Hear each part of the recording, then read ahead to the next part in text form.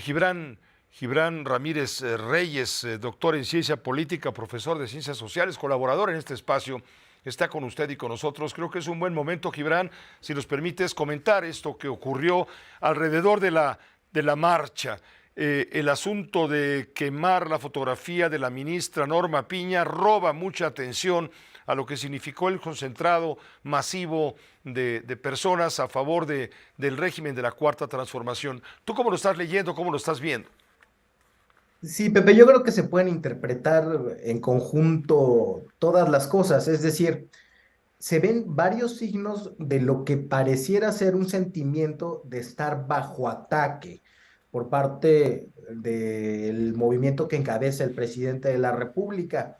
No es normal esa intolerancia.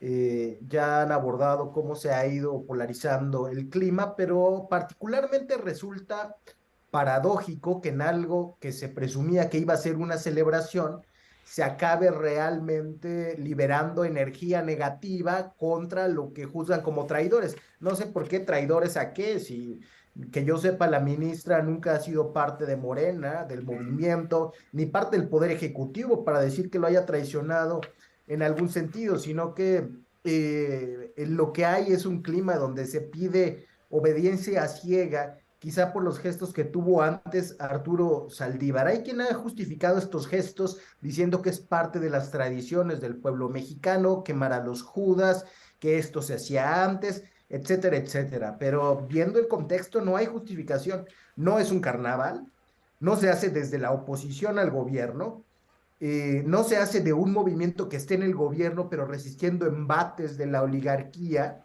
No, al contrario, el presidente está muy bien con todos los grandes magnates de este país y por lo menos los 10 más grandes han ganado más en este sexenio que en sexenios pasados y los mineros, por ejemplo, han tributado menos.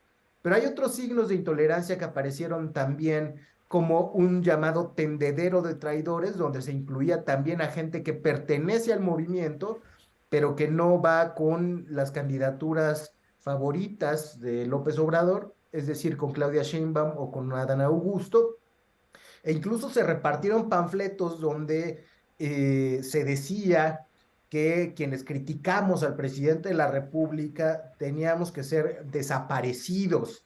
Hay un sentimiento de que el presidente está bajo ataque, aunque sea el jefe del Estado mexicano. No encuentro entonces la celebración que aparece en el discurso. En el discurso se dice que se está haciendo una gesta de la misma magnitud. Eso se sugiere en el discurso gráfico en la Plaza de la Constitución, cuando se equipara a Lázaro Cárdenas, a López Mateos y a López Obrador por haber nacionalizado cada uno una industria estratégica, pero la verdad es que ese discurso, que quedó muy bonito, no corresponde en nada con la realidad. López Obrador no es Lázaro Cárdenas. La nacionalización del litio pues es algo muy cercano a una farsa, porque el litio ya era nacional. Lo único que se dice es que estará bajo control del Estado mediante una empresa que administrará y que ahora se ha proyectado que administre de acuerdo con empresas privadas, que son las que llevan los 36 desarrollos de litio en el país. Es decir, se convoca una celebración, se habla de una situación histórica y se establecen paralelos con la gesta cardenista, pero lo que hay en la materialidad del gobierno está muy distante de eso y creo que es mucho más elocuente del momento político que se vive, esos discursos no escritos que estigmatizan a todos aquellos que no piensan como el presidente y como la línea más dura del oficialismo. Me parece indicador de una crisis en la narrativa del presidente, de que se acabó cualquier planteamiento de futuro. Lo único que queda es atrincherarse en la veneración de un dirigente porque no hay un discurso por fuera de eso que una a un movimiento tan diverso. Entonces, al no haber ese discurso para convencer, se recurren a estas amenazas violentas. El que está afuera está en el error, merece ser quemado, merece ser agredido. Yo te quiero decir, Pepe, es algo que a mí me ha sucedido en las calles también.